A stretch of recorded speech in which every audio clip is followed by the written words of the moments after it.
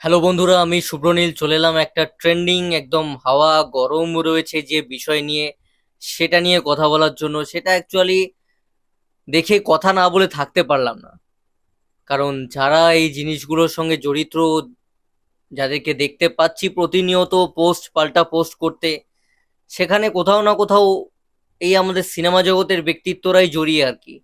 দেবদা তো নিশ্চয়ই, দেবদা তো কেন্দ্রবিন্দু। স্বাভাবিকভাবেই তার যা নাম যশ, তাকেই তো ফোকাসে রাখতে হবে। তারপর তাকে নিয়ে পজিটিভ নেগেটিভ সেই সব তো আসবেই। এবার যে ঘটাচ্ছে, অবশ্যই তিনিও এক সময়ের জনপ্রিয় নায়ক, এক সময় তারও প্রচুর ফ্যান ফলোয়িং ছিল, হিরণদার। তো সেক্ষেত্রে আমি দেখলাম যে এই দুজন মানুষই যখন অভিনয়ের সঙ্গে যুক্ত, আমার চ্যানেলটা তো তাদেরকে নিয়েই তো কথা বলা যায়। এবার যে বিষয়টা, যেটা যুক্তি দিয়ে আমি বলবো, একটু মন দিয়ে শুনো। তাদের তরফ থেকে অভিযোগ রয়েছে এনামুল হক বা একটা কোম্পানির নাম দেখানো হচ্ছে, যেটা নাকি এনামুল হকের, এবং আর একটা কিছু নাম রয়েছে যিনি আর কি রিন্টু মন্ডল বা সিন্টু মন্ডল কিছু একটা, তিনি ইভেন্ট ম্যানেজার, তার কাছ থেকেও দেবদা টাকা নিয়েছেন। এই বিষয়গুলো দেখা যাচ্ছে। এবার প্রথম যে কাউন্টার করার মতন পয়েন্ট, যে দেবদা কোনো দোষী নয়, আমি একটার পর একটা যুক্তি দিয়ে সাজাবো, শুনো। যারা ফ্যান তারা মন দিয়ে শুনবে, তারা লড়তে পারবে আমার এই কথাগুলো শুনে নিয়ে। 10টা যারা দেবদার হেটার্স রয়েছে তাদেরকে এগুলো বলবে, তোমরাই জিতে যাবে, তারা মুখ খুলতে পারবে না। এইটা খুব স্বাভাবিক ব্যাপার।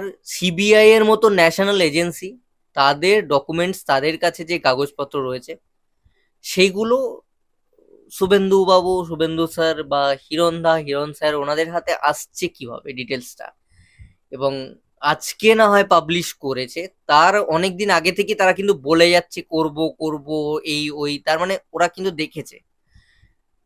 যেটা কিন্তু দেখার কথা নয়। আমাদেরও বাড়িতে কোর্টের লোক রয়েছে, আমারও কোর্টে যাওয়া আসা আছে, আমি একটা কোর্টের অংশ এবং ল নিয়ে পড়ছি। তো আইনত এটা পসিবল নয় কখনোই, এই সিবিআই বা ইডি এদের যেসব জিনিসপত্র কনফিডেন্সিয়াল, যেসব ডকুমেন্টস কাগজপত্র, এগুলো কারুর হাতেই আসতে পারে না। একমাত্র যে অ্যাকিউজড হয় বা যাকে ডাকা হয়, বা সন্দেহর বশেই যাকে ডাকা হচ্ছে, তাদের সামনে হয়তো কাগজগুলো রাখা হয়।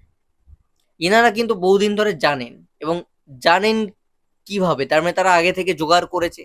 জোগাড় করছে কিভাবে, তার মানে নিশ্চয়ই টাই আপ আছে, ভেতরে ভেতরে হাত আছে ব্যাপারটা, তাই না?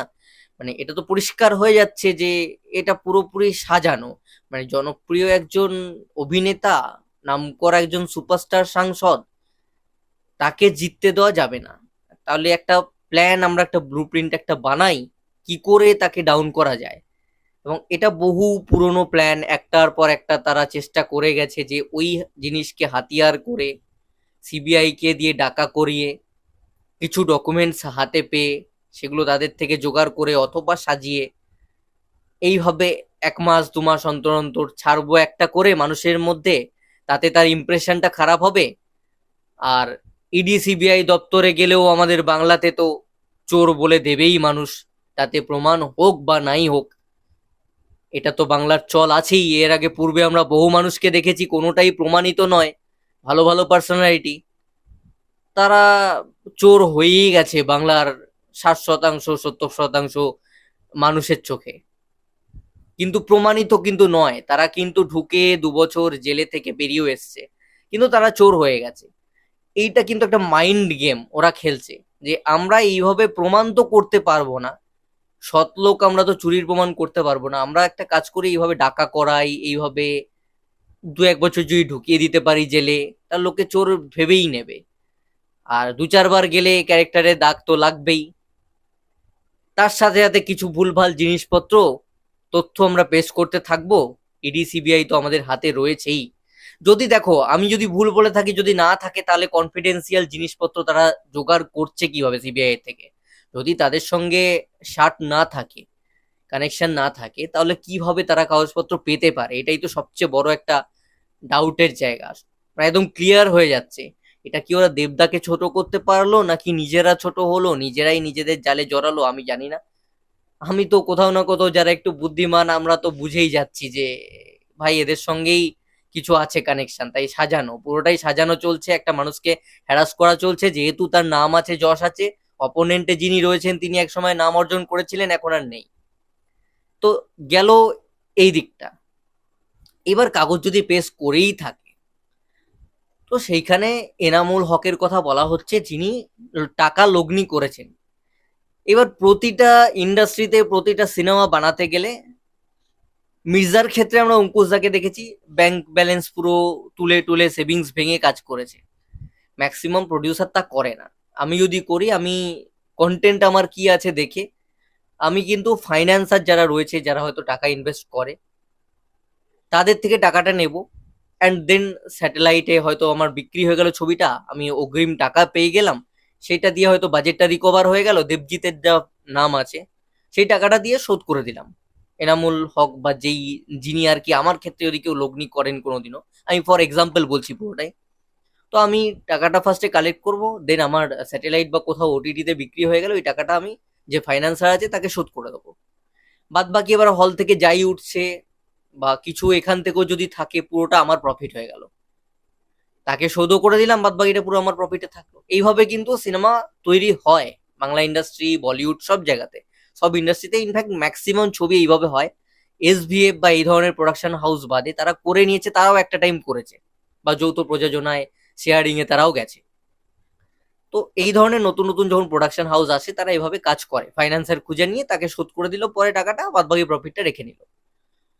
এবার যে ফাইন্যান্সার হচ্ছে, তার আর্নিং এর সোর্স ভেরিফাই করার কোনো রকম ভাবে সুযোগ তো কারোর কাছে নেই। আমি জানি যে ওই লোকটা নিয়মিতভাবে ফাইন্যান্স করে, বিভিন্ন ছবিতে করে আসছে, তো আমি তার থেকে ভরসাযোগ্যতা দেখে, যেহেতু বহু পুরনো উনি করছেন, তো আমি দেখে টাকাটা স্বাভাবিকভাবে তার থেকে নেবো, অ্যান্ড পরে ফেরত দিয়ে দিচ্ছি। দেবদার ক্ষেত্রে এটা হয়েছে। তো দেবদা তো তার আর্নিং এর সোর্স দেখতে যাবে না যে উনি কোত্থেকে লগ্নি করেছেন, এটা কেউ করে না। আর একটা যে টাকার সোর্সের কথা বলা হচ্ছে, যে ঘড়ির টাকা বা কিছু যেগুলো নিয়ে বলা হচ্ছে টাকাটা দিয়েছে, এটাও 5 লাখ বা 6 লাখ কিছু একটা দেখলাম, তোমরা এক্সাক্ট অ্যামাউন্টটা নিউজ থেকে দেখে নিও। সেই যে টাকাটার কথা বলা হচ্ছে, সেটা শো করার জন্য নিয়েছে, তিনি ইভেন্ট অর্গানাইজার, পপুলার একজন, এই রিন্টু মন্ডল বা কিছু রিন্টু সিন্টু যিনি আছেন, এনার সাথে একাধিক আমাদের স্টার সুপারস্টাররা কাজ করেছে। হিরণদার ছবিটা তো পাবলিশ করেছেন দেবদা, যে তিনি তো দেবদারও আগে থেকে কন্ট্রাকচুয়াল বেসিসে ছিলেন ওদের সাথে। এবার হিরণদা গেছেন, হিরণদা যদি আজকে তৃণমূলে থাকতেন, হিরণদাকেও ডেকে পাঠাতো, কিন্তু হিরণদা যেহেতু বিজেপিতে রয়েছেন, আজকে তিনি এটা অভিযোগটা দেবদার এগেন্সটে করতে পারছেন, অথচ কিন্তু তিনি নিজে ওই ইভেন্ট ম্যানেজারের টাকায় কিন্তু শো করেছেন। এটা হিরণদার তো দোষ নয়। হিরণদা কি করে জানতে যাবে যে যিনি ইভেন্ট ম্যানেজার রয়েছেন তার টাকার উৎসটা কোথা থেকে? হিরণদা টাকা পাচ্ছেন, শো করছেন, দ্যাটস ইট। তার সে তো জিজ্ঞেস করতে যাবে না যে দাদা তুমি টাকাটা কোত্থেকে কামিয়েছো, কিভাবে কামিয়েছো, একটু দেখাও তো। করে কেউ? করে কি? কখনো করে না। উনি টাকা দিচ্ছেন, টাকার বিনিময়ে হিরণদা পারফর্ম করে দিচ্ছেন। আমি হিরণদাকে দিয়ে এক্সাম্পল দিলাম, সেম দেবদাও করেছে। এতে দেবদার দোষটা কোথায় আছে? আমি আমাদের ইউটিউবারদের এক্সাম্পল দিয়ে দিচ্ছি। আমাদের চ্যানেল যখন একটু বড় হয়, যারা বড় বড় ইউটিউবার রয়েছে তারা প্রচুর স্পন্সরশিপে যায়, লক্ষাধিক টাকা, লাখে লাখে টাকা তারা পায়, প্রচুর টাকা একটা স্পন্সরশিপে পায়। মানে একটা আর্টিস্টের, সিরিয়ালে আর্টিস্টের মাসে যা টাকা উপার্জন হয় সমস্ত মিলিয়ে সোশ্যাল মিডিয়া এদিক ওদিক থেকে, সেটা অনেক, 4-5-এর ওপর আর কি, লাখে। তার ধরে নাও কি বলবো, 5-10 গুণ আরো এক্সট্রাই ধরো, ডবলও হতে পারে, সেরকমও আছে ইউটিউবার। এবার তারা কি যেখান থেকে স্পন্সরশিপটা পাচ্ছে, টাকাটা পাচ্ছে, সে কি ভেরিফাই করতে যাবে আর্নিং সোর্স কি আছে? ইমেলে ডিল হয়, তুমি জানতেই পারবে না কে কি মালিক আছে না আছে। ইমেলে ডিল হবে, অ্যাডভান্সে টাকা ঢুকে যাবে, আমি স্পন্সরশিপে ভিডিও বানিয়ে আনলিস্টেড করে লিঙ্কটা শেয়ার করে দেবো হোয়াটসঅ্যাপে, ওরা দেখে নেবে যে হ্যাঁ এ বানিয়েছে, পাবলিশ হবে, পাবলিশ করার আগে 50% টাকা, পাবলিশ হওয়ার পর 50% টাকা। দেখতে যাবে কোনো ইউটিউবার কোত্থেকে টাকাটা এলো, কোন মালিক, না কে মালিক না মালিক। আমি প্রোডাক্টটা দেখেছি, আমি প্রচার করে দিয়েছি, টাকা পেয়ে গেছি বিনিময়ে, গল্প শেষ। কালকে আমাকে কেউ স্পন্সর করলে, বা আমাকে যদি আমার লোকাল কোনো কাপড়ের দোকানের লোকই বলে যে চল আমার শাড়ির দোকানটা তুই একটু অ্যাড করে দে তোর চ্যানেল থেকে, আমার দুর্গাপুরের লোকালিটি, ধরে নাও তার প্রচুর ব্ল্যাক মানি আছে বা কিছু আছে, আমি কি করে জানবো যে সেটা তার ব্ল্যাক মানি আছে কি নেই? আমি দেখবো তার শাড়ির দোকান আছে, আমি শাড়ির অ্যাডটা করে দিচ্ছি আমার চ্যানেলে, আমি টাকাটা বুঝে নেবো, অ্যাডটা করে দেবো, গল্প শেষ। আমি কি তাকে জিজ্ঞেস করতে যাবো শাড়ি ছাড়া তোমার কি ব্যবসা আছে, কোথা থেকে টাকাগুলো ঢুকলো, আমায় ডিটেলস সমস্ত দেখাও? সে বলবে ভাগ, তোকে করতে হবে না, তোর চেয়ে বড় ক্রিয়েটার বসে রয়েছে। পরিষ্কার কথা, আমি বোঝাতে পারছি? তো এগুলো কেউ দেখে না। হিরণদাও প্রচুর শো করেছেন, হিরণদা এখন অন্য দলে আছেন বলে হয়তো ডাক পাচ্ছেন না, এটা ডাক পাওয়ার কথাই নয় অ্যাকচুয়ালি।